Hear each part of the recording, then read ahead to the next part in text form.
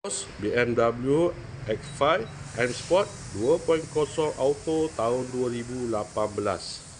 Kereta dah cantik, cat dah baru, condition semua okey lagi, tak ada masalah. Kereta ni hanya boleh loan bank dan loan kredit sahaja. Kalau nak beli cash pun boleh. Kalau berminat boleh datang kedai tengok kereta, boleh test drive.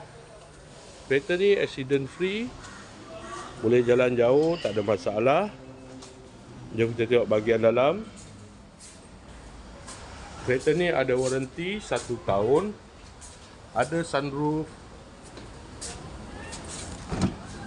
Dalam masih cantik lagi, leather seat.